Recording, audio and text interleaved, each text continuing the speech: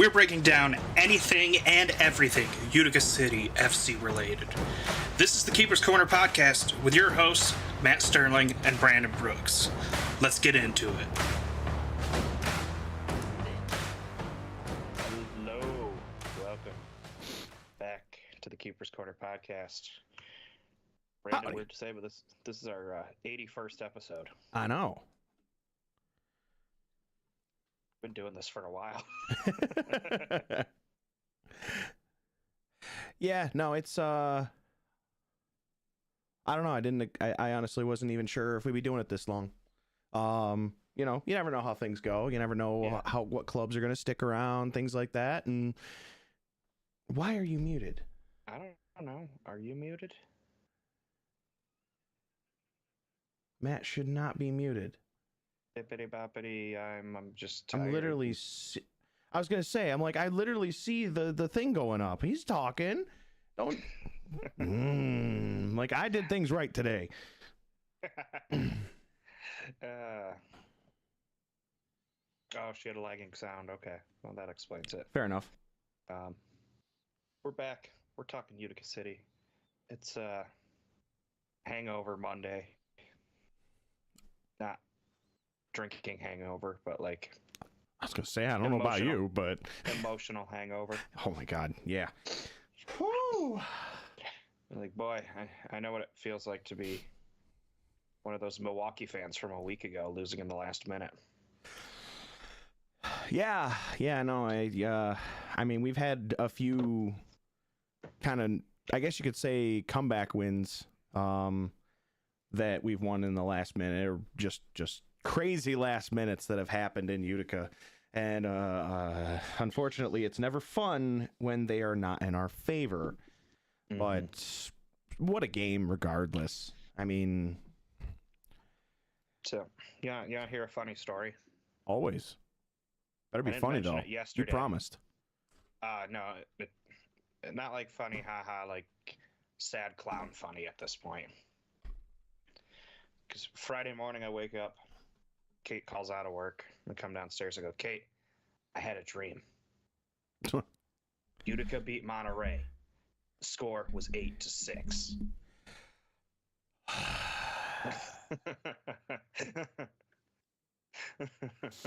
Yeah. Uh-huh. Yeah. All I remember from the dream besides that score was that I talked to Timmy in our section. So he wasn't in the game in my dream. Probably because in my dream people were healthy. And we had Keaton and we had Gordy and Mo wasn't MIA and we weren't starting Ricky for the first time. Without Timmy, though, we didn't have our first goal. No. But like depth chart wise, Yeah. no offense to Timmy, you know, he's I know where in you're that going 15, with it. 16, you know.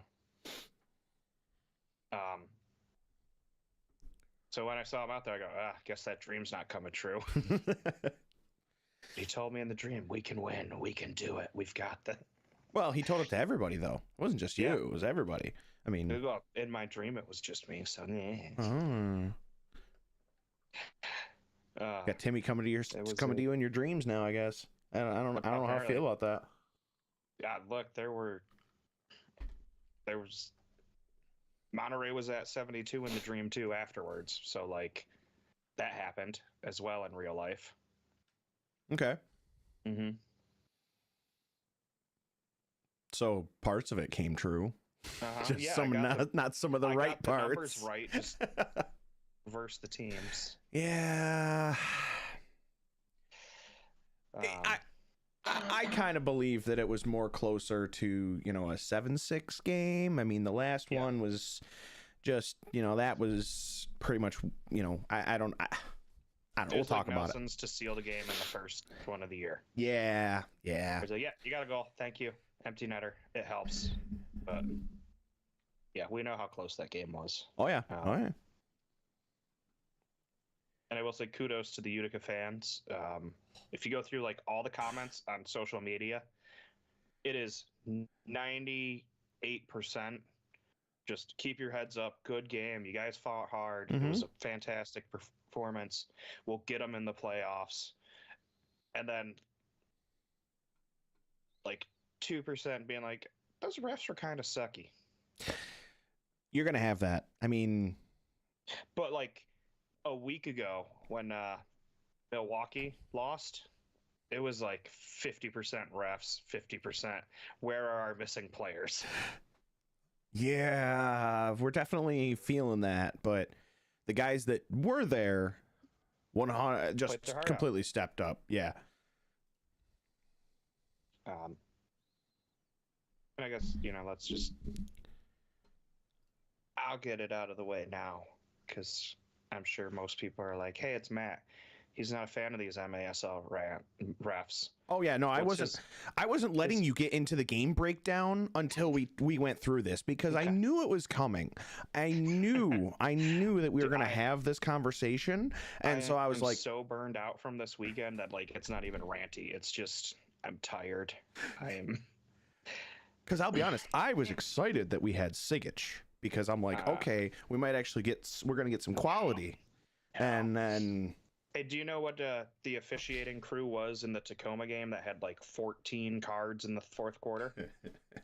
No, I didn't look. The one that got Did I freeze? Did Brandon freeze? You froze. Was that me or you? You froze on my end too. I'm thinking it was you. I'm blaming you. Well, the stream is solid, the which means that question I'm was- good. The question was, do you know who the officiating crew was in that Tacoma San Diego game that had red cards and yellow cards and blue cards and like confetti coming out? No, but I'm pretty sure I have a pretty good idea of who you're going to tell me was the. It was the same crew we had yesterday. Figured that. Like last week I sat here and I was like, no, kudos to the officials on getting things under control. Yeah. And on this one, we got lucky it didn't boil over, and I think it's just because these teams don't play each other all that often. There's not that we don't like you, you don't like us, bad blood. It was just two quality teams going against each other. There's no built up animosity. It was the Yes. first meeting of the season. But all over the place. All over the place. I watched Nelson throw a guy to the turf and didn't get called for a foul. Yep. Watched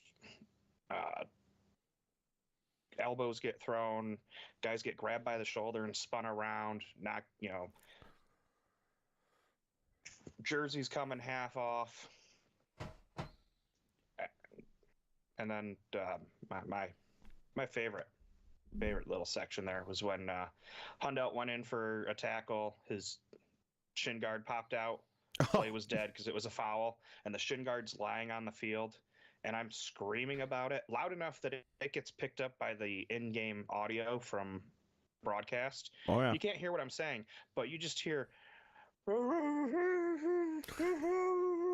coming from the corner. Well, that's just normal. That's yes. that's just normal. But like it's that loud, the little microphone way up top can pick it up. Yep. Sigic is 10 feet from that and 50 feet from me, and he can't hear me. Mm-hmm. I'm sure he's just tuning me out because He's your biggest fan. yeah. It's like I can see it. I know you can see it. At one point, Nilton stepped on it, and like that was my biggest fear. Someone's gonna roll on it and roll their ankle. Yep. It's slippery. You can't stop. The play was already dead. Just pick it up. Delay the start of game. Pick it up. Get Hundelt his shin guard. Get it off the field. You'd do the same thing if someone in the beer garden chucked an empty cup out there. Yep, you would. But like, Yeah, finally had to have somebody down right next to him be like, "Hey, look, done, looky. it's a shin guard. You should go grab that, or you should have someone grab it. I don't care who. Pick it up." That's why, even though on under review, he agreed with what we said last week. Mhm. There's a pushing motion. Doesn't look like it was enough to cause the fall that happened, which is I'm pretty sure what their ruling was on the game-winning goal again. This one, Yeah.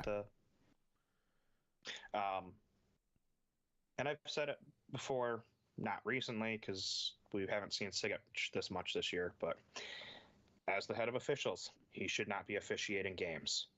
On game days, like MLB, NFL have done, he needs to be the person sitting at home in front of 8 computer screens or however many it takes, initiating the reviews. He is great on reviews. Oh yeah. Live, I watched the ball bounce off of him 3 times in under 10 seconds, including stopping it from going out of bounds because it hit him in the chest and didn't blow the play dead for the ball coming into contact with an official. Right. Yeah, and that happened a few. Like the ball came into contact with the officials quite a few times. It was definitely a reoccurring thing that happened. You'll have the official, the people that come out of the woodwork to defend the officials and be like, well, if you think you're so good, why don't you get your license and do it? Well, first of all, I am equally as athletic and just going to get in as much as the way. It's not going to be any better. The calls might be more consistent, but considering this league likes to let people that live in the hometown of a team referee those games, I am absolutely 100% biased for Utica in the moment. Of course. A lot of times it takes the replay to see it, and you don't want that. And also, considering the quality it is, that's not something I want to be a part of. Yeah, I get that. Yeah. Everyone's had those jobs where you're like, I need this for the paycheck. I just need it for the paycheck. I don't need that. And I don't want to walk into that dumpster fire. Oh, come on. It would be great. Yeah. I am aware that MLS is having a dispute with their officials, and there are some replacements available. Maybe when the MLS referee union gets their stuff together with the governing body there, and they return, some of those officials will become available because they can't possibly be worse than what the MAS has had. Is it Friday or Saturday? Friday. I was gonna say now who's the one that's confusing the days of the leagues? Yes, the very similar leagues. They both play soccer. One of them's indoor, one of them's outdoor, and they have 3 of the same letters, just in a different order. Just had to get you back. I just had to get a jab in there somehow. Like I don't expect better at this point, and it's just like, yep, here we go, another great game between 2 solid teams, and we know we're gonna just be sitting here scratching our heads half the time. So, I have a counter argument to the whole thing.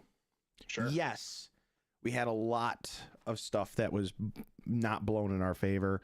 There was a lot of things. I'm not even saying in our favor or against us. Just hear me out. Hear me out. There was a lot of stuff that didn't get blown in general, whether it was in our favor or not. But that fuel on the fire brought the odd alive. I mean, not that that's what should happen, but the animosity that was being built from that, just the odd became thunderous after that, because we were just that much more determined to, be that 7th man and just show the guys and show the other team and the refs just how we felt about the whole thing, and that we still were like, hey, we're still coming for you regardless of what kind of hurdles you're going to throw in front of us. And they brought it. So yeah, the odd brought it, the guys brought it. Yeah. Yeah. It's a game that you leave, you're just kind of disappointed in the ending, but not upset. You know what I mean? Yeah, it's just like the San Diego game we had a couple years back. You don't remember the San Diego game? No, I remember that one. I remember that one very well. I was gonna say, I'm like, sorry, I was reading the chat at the same time you said that, so my brain was trying to process 2 things and running like Windows 98. Right. Yeah. So garbage.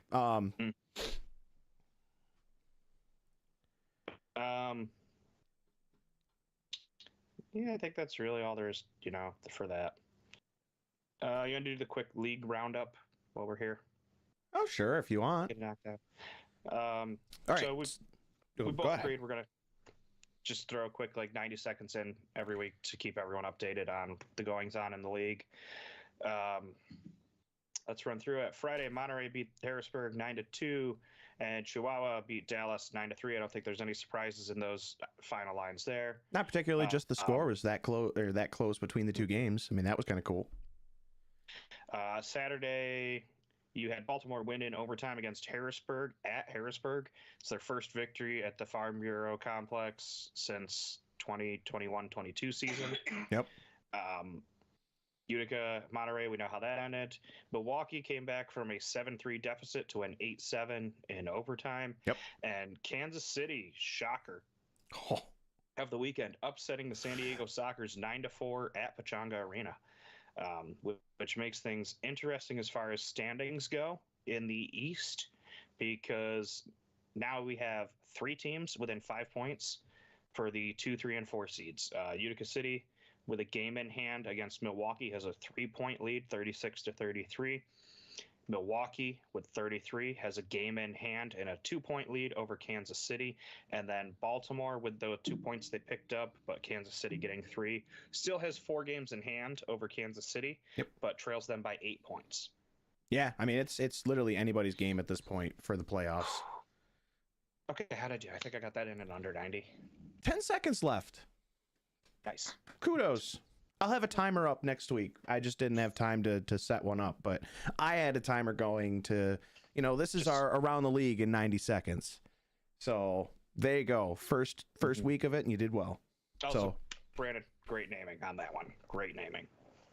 I have my moments, okay? But let's talk the game. All right. I guess we should.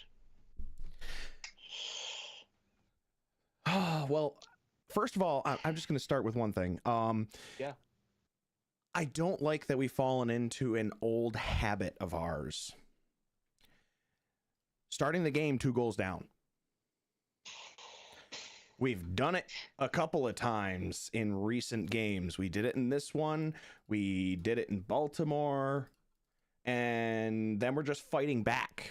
Did we do it with Milwaukee? I'm trying to remember. I'm looking back at the. No, we came out and we're up 3-0 on Milwaukee. That's right. Yeah, but we did it in. We did it in Baltimore. But Baltimore, yeah. It's a. We were doing that last last season, where it felt like every game, 2 goals. Do we dig a hole? Dig it deeper. I almost started singing a song there, and somebody in the chat knows it too. But yeah, we've been starting 2 goals down, and dig just a ton, dig a ton. Not that song. No, you weren't going for the one from Lion King 1.5. No. Don't tempt me. Diamonds, rubies, gold, and more hidden in the mountain store. Diggy, diggy hole. Anyway, Yep, we get it. You are a dwarf and you're digging a hole.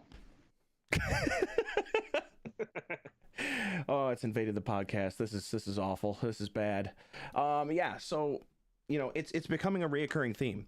We did it a lot last season. We'd go 2 goals down. Everton call a timeout, and then we would start coming back. But we're fighting an uphill battle at this point. We're just constantly fighting uphill battles, and it's much easier. It would be, much better to kind of go back to what we've been doing, and just having, it's always better either to be, in line with them or ahead. Obviously, that's just a duh. But it just sucks when you're trying to battle back in every single game, because then it's just like, it's going to, you're going to have that mindset, and you don't want that mindset. Mm-hmm. So yeah, that's something we need to break. So I'm getting ahead of things, but that's the thing that needs to change. stop going, stop allowing us to go down in the beginning of the games, or at least not going down as much. 1 goal, fine, but 2 goals, we got to cut that out somehow. Fair.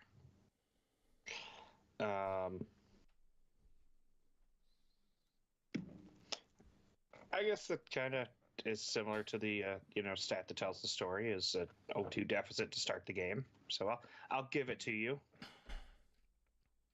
I'll say the stat for me that tells the story is that despite fighting back 3 times from a 2-goal deficit, Utica failed to lead in this game for a single second. Yep. And there was opportunity. There was a power play. That was the time. So good that our power play is fantastic.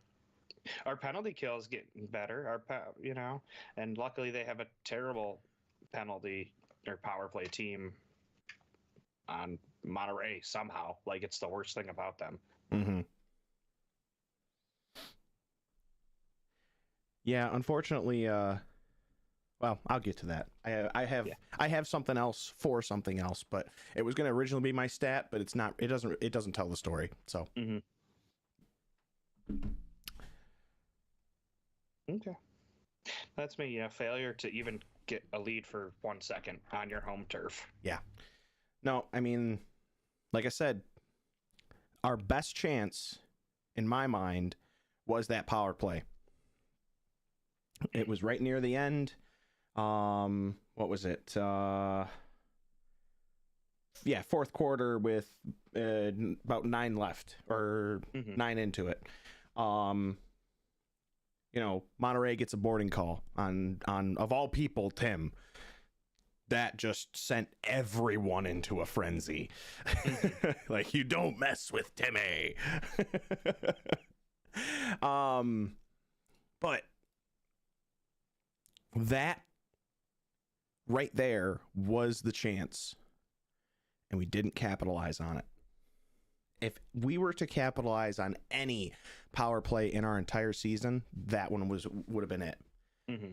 Like, if we had done that, this would have been a totally different game. We probably would have, if everything else played out the same, we would have been in overtime, because it would have been 7-7. Yeah. Because that 6 attacker goal would have never happened. So yeah, it could have been 7-7. Could have at least gotten a point off of Monterey, and who knows what was going to happen in overtime with how this game had been going. But yeah. I'm going to wind it back a little further. Okay. And it's coming straight out of the half.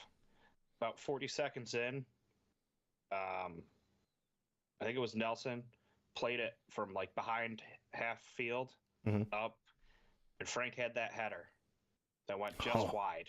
Yes.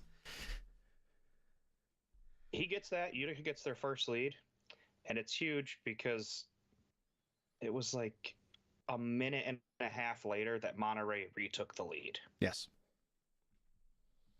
That momentum shift would have been massive. Well, considering they came out guns a-blazing. I mean, yes, they came out just firing on all cylinders, and they were coming. They attacked hard and heavy in right as soon as the second half started. So for us to turn around and then score right then, totally different ball game. Takes the wind right out of their sails. Yeah. Not that it would have stopped them, but it would have definitely it would have made them pause for a moment, which Monterey does not do. No, a couple of opportunities that game to really make an influential difference on the outcome, just by a couple of plays that could have gone just slightly better. Well, one that could have gone way better, because we didn't really have any good opportunities on the power play, but you know what I mean. Yeah, the wasted first minute of it.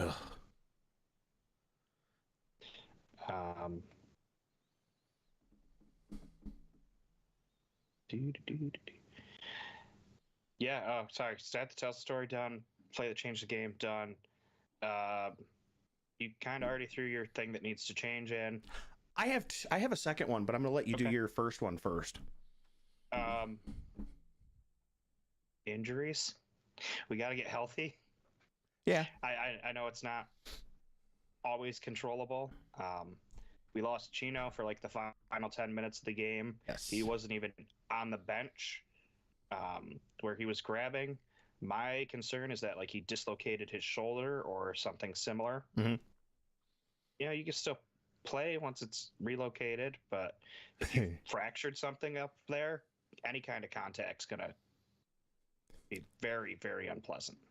Clearly they played the safest bet. The safest bet was to, yeah, sure, Yes. maybe they relocated it on the bench and nobody could, and he just, nobody heard him scream. Mhm. Or, and they just kept him out, which I mean, personally, as the trainer, if I was his trainer, yeah, I wouldn't let you go back out. No. And yeah, I mean, I just think that was the safest choice. Just regardless of whether it was popped back in or not, which I would assume they probably did if they could. Then yeah, he should not have been on the field. So I'm glad that they kept him off, regardless of what happens.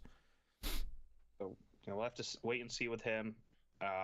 Keaton's knee, everything I could tell is it's progressing, but time is the only thing that you can wait for there. Of course. Gordy, ankle, probably shouldn't have played last week. Aggravated it, but the Pivotal game though.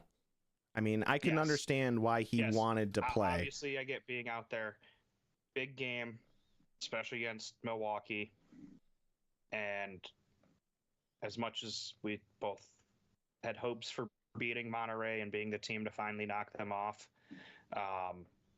obviously it's more realistic to beat Milwaukee than to beat the unbeatens. Agreed. Yeah, I mean, listen, it sucks, but all we can do is recover, reflect, and move on. Mm-hmm. So that's what they need to do, and that's it. Go ahead with your what needs to change. Okay. So obviously, my one that we've already talked about. I think they need to develop a bit of a, at least maybe with Frank's rotation. Stop throwing it to him in the corner.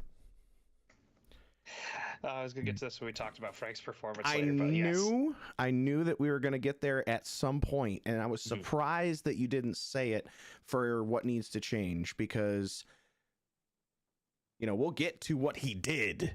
Yes.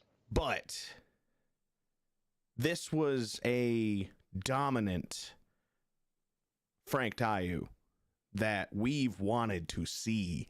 He, silenced some of the haters that he's had in that arena because of, being able to I'll just say it. He finally got his hat trick. Like, I was so happy when I saw he got that hat trick. But not only that, he looked good. Just not when he was in the corner. When he was in the corner, when he kept getting it dumped to him in the corner, that was a problem. Have somebody else there and have him come up to be in the middle to get that ball in the middle. If we can somehow establish that offense, he's going to be so much more dangerous. Mm-hmm. Yeah, absolutely. we talked about that, Huber, the lack of power play.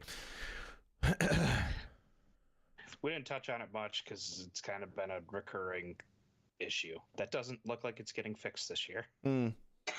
Unfortunately, but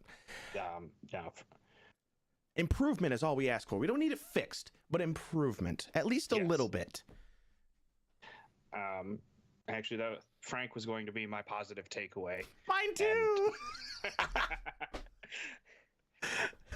This is the vintage Frank Tayu performance we were looking for. Yes. I posted it in response to comment on the MASL off the wall group. Mhm. You know, I bet Utica fans are happy. I'm like, yeah, it's great to see them actually getting Frank the ball in the middle of the field where he does the most damage.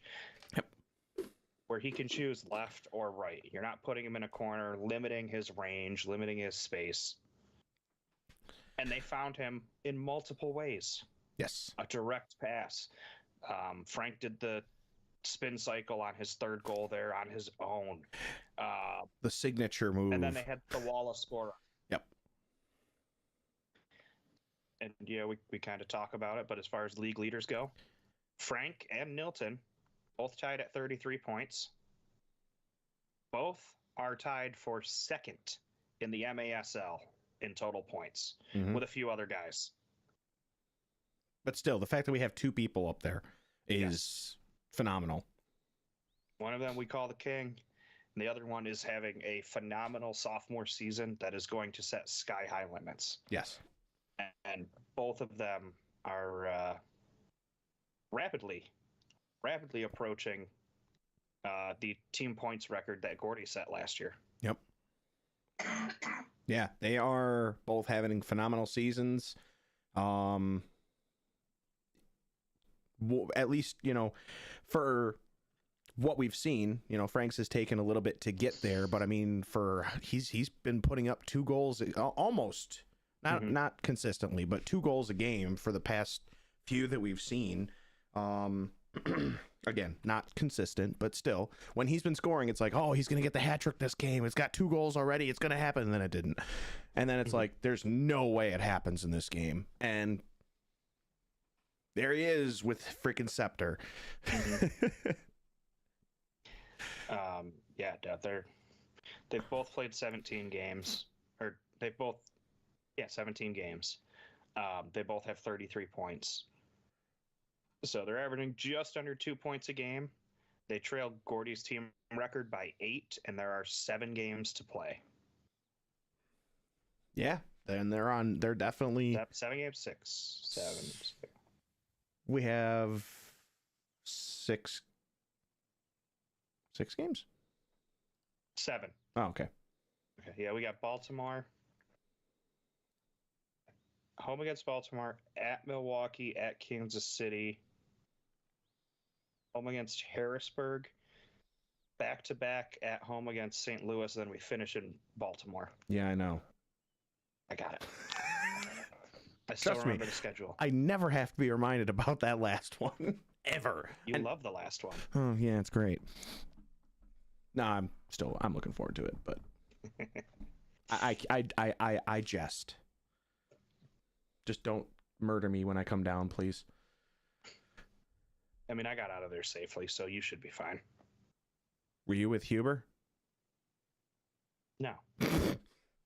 Were you No, in the front row? No, I brought the flag. Fair enough. I'm in the front row with Huber and Michelle. Run. Yeah, so that's my positive takeaway. Frank finally giving the home crowd the performance that they've been begging for.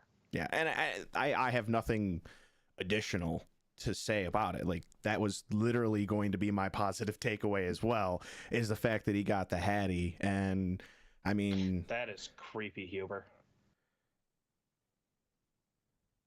what? I didn't see anything. Oh, there it is. The chat was delayed for me. So, yeah. Have fun with that. Oh. Yeah, we're just gonna drop him off at the field, and we're gonna leave him at TU Arena. Okay. So yeah, he's just not gonna come back to the hotel with us. Ah, yes, Toilet University. Actually, Towson looked very nice. It was like driving up to it. It was all like, these are very expensive houses. Yeah. No. The upper crust neighborhood. Oh yeah, someone quite. But yeah, no, I couldn't. I mean, when he was in the right position, he did a lot for us, and I kind of laugh because we went from I weird transition, but hear me out. We went from having Bo kind of being our frontline man for our frontline big guy that could score goals, but could also make opportunities happen, things like that. And he had his signature move, you know, the dribbling, the across the goal face. Yes. Frank has the spin cycle, as you call it. And I mean, it's just the problem with him being in the corner is that it doesn't work over there. Yeah. Like he can have, I mean, you know, Steve brought up that, you know, when he's in the corner, he's got 2 guys on him instantly. It's like, yeah, but when he's in the middle, he's got at least 2 or 3 on him because he's in the middle. He's right in front of the goal face. But it doesn't matter because he can maneuver out of it. Whereas if he's in the goal or he's in the corner, he has these guys and a wall that he can't maneuver.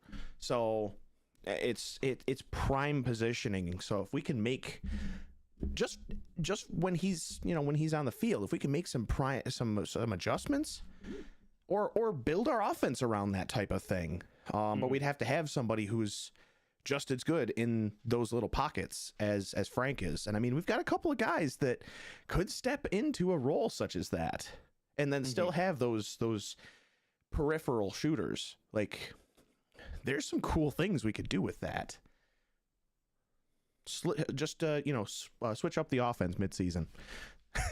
See what people think. Yeah. Hopefully we have more performances like that ahead of us. I would love that. Especially this weekend against Baltimore. We know them. We dislike them. The Blast come to town. 3 o'clock Sunday, Adirondack Bank Center, as always. Yep.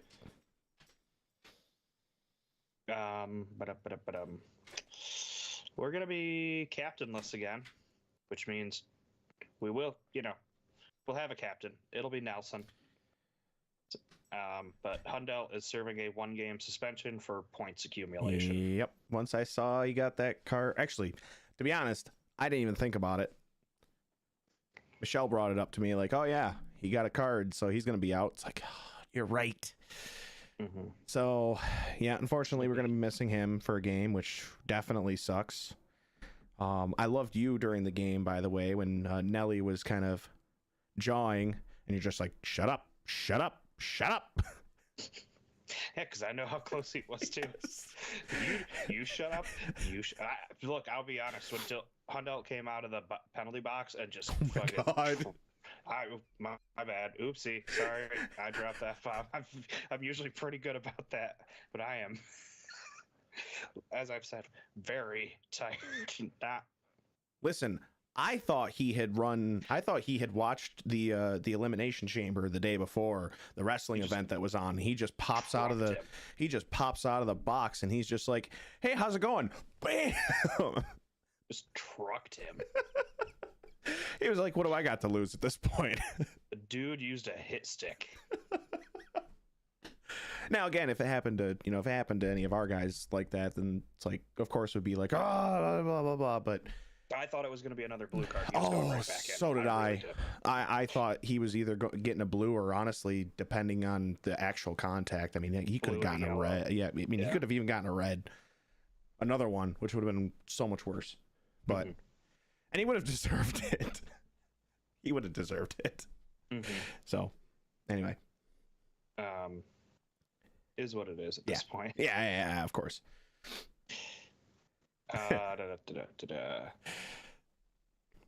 So, no him. I'm going to guess no Fernandez. I'm going to guess no Gordy. And it seems like... Look, I'm just going to come out and say it because a few other people were talking about it in various posts online. Whatever was said between Mo and Everton and their flare-up on the bench in Baltimore, that it looks like he may be in the same position as Staff. Yeah. Is with the strikers. So I don't know if we can expect to see him at all, let alone this game. Yeah, it's obviously a little bit worrying. I mean, he's one of our stronger defensive men. Mhm. So not having him for a couple of games sucks. Not having him for potentially the rest of the season is painful. That will definitely hurt us. Because again, we're not that deep on defense, and we know it. We've been getting better. We've still got some shining stars, and in Wanalava, Nelson Santana. I mean, Logan was doing pretty good last night as well. Mhm. Of course, Dylan, but Dylan won't be in this game. So I mean, it's just it's getting thinner, and I don't like it. Yeah, it's cause for concern. We talked about that, Huber. We literally talked about that exact thought process there. You know, Yes. straight trade. Yeah, if NDI isn't going to be in the plans for Utica, and Mijatovic is not going to be in the plans for the Empire, let's just consider it like we're resetting the Frank trade. They still, Q stays there, and it's literally just And they got the 3 other prospects that did not make the team that they took with Mo, but right. Yeah, I mean, of course, we're talking. I didn't even think about it, but we're talking about Empire and Utica, and I'm literally wearing Empire and Utica. Not. Yep. This is a complete coincidence, but this just showed up today, and I was very happy, so I had to wear it.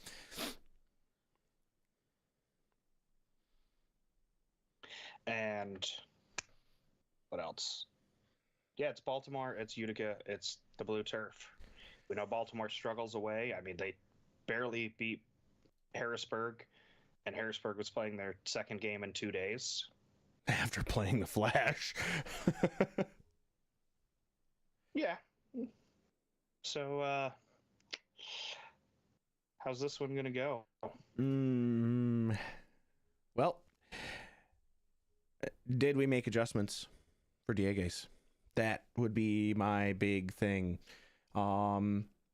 Because if we didn't, then potentially a problem. We definitely need to account for him in this game. Mhm. Now, in the Harrisburg game, he really didn't do anything. But it was, he was definitely quiet compared to his past 2 games where he scored, I think, like 6 goals total. 5 on us and 1 in the other one, I believe it was, something like that. And so we have to make some sort of adjustment for him. Baltimore, yeah. But they've beaten us at home. Like, I know that it's not the same team as it was a couple years ago when we went to the playoffs and they knocked us out. I know that was literally our first year, totally different team, coach, everything, but it still lurks in the back of my mind that they can win on that field. Now history this year doesn't show it, but I'm not counting them out.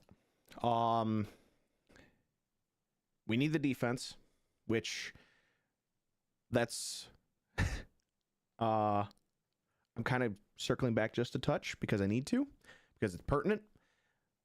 We can't allow them to push us back into our defensive third like we did with Monterey. I understand that Monterey is a heavy hard push team, but we can't let them push us back. I was very surprised that we didn't make any major mistakes on defense that led to goals, because we kept getting pushed back and back and back. So hats off to the defense for making sure that didn't happen. So some adjustments that need to be made. If we can make at least some of them, our defense stays on point like it has been, even in Monterey. Because you know, and if Andrew can stay healthy, which no indication saying that he's not 100% at this point. I mean, he had a great game with Monterey.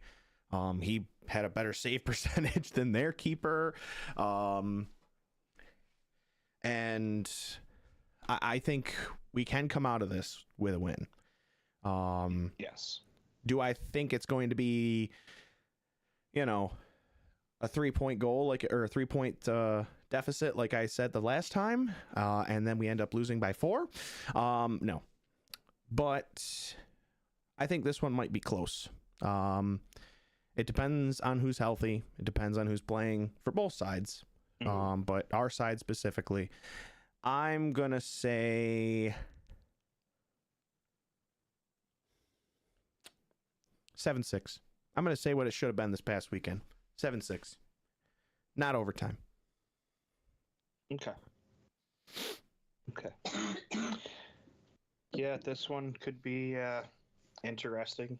Both teams, I mean, Baltimore, again, struggles on the bigger fields. Utica, our defense has got some leaks. We're taking on water, and we'll see if some of these guys can step up and help bail us out. Yep. Baltimore has been much better of late. I mean, they seem to have broken that little curse they had going up to Harrisburg. Oh yeah, and they're on a win streak. I mean, They are. Granted, And they're fighting for just to get into the playoffs. yes.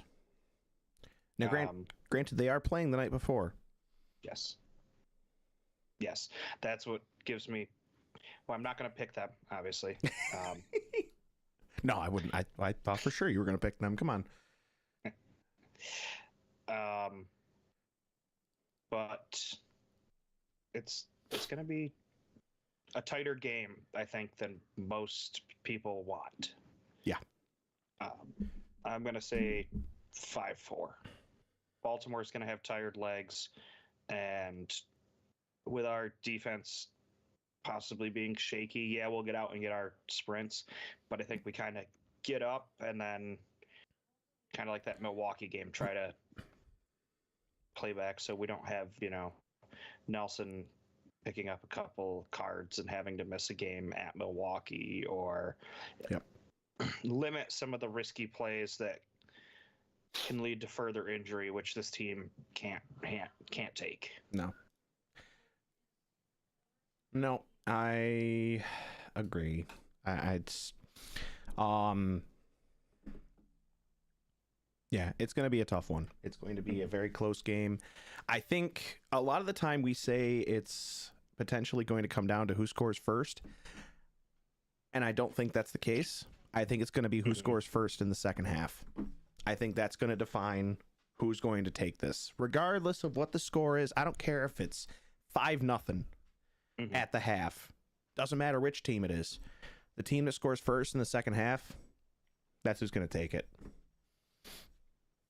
Now, if it's 110-4, then no, obviously we're not gonna take it in the second half. If we go into the half, or we go into the halftime 110-4, like the Harrisburg score. I don't know if you saw that. Yeah, I did see the. I saw that live, and I'm like, whoa, wait a minute here. Quality control. Yeah. Oh, I know.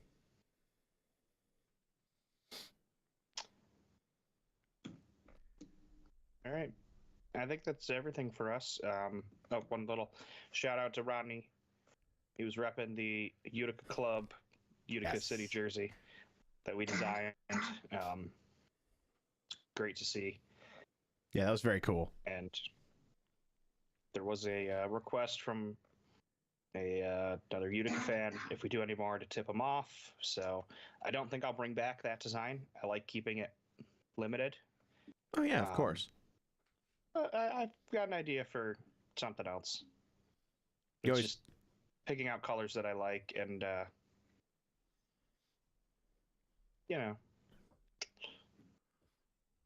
instead of custom, they'd all be the same. Yeah, I was gonna say you always have ideas rolling around in that head for designs. I know it. I could see it. Sometimes, other times it's just blank, and I can't think of anything. I see the smoke pouring out every once in a while. Let's not talk about smoke. Our flat top caught on fire last night as we were cleaning up, and Nah. not a good time.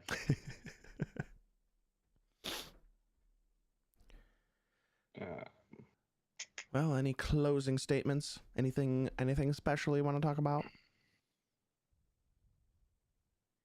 I don't have anything. Mhm. Do you? No, I was just asking. No, I don't like dead air. I am devoid of thought right now. No, I'm not a fan of dead air. So I was just trying to fill the space with hot air. Well, we are both full of it, so. Exactly. That's the point. Peanut Gallery, shut up. I mean, she's been coughing enough as it is, so. I know. You get a cough-filled episode. Congratulations. Mm-hmm. She has the plague, and I don't. Stay away from me. She's tested negative, so it's not that. I'm in general. I don't care what it is. Yep, she doesn't have rabies. Anyway, send us home. You guys know where to find us on social media. If not, let the little credit thing here at the end play out, and it'll tell you where. Thank you for watching. I'm Matt. He's Brandon. I almost had that backwards. That'd been great. Go Utica. And Sogs.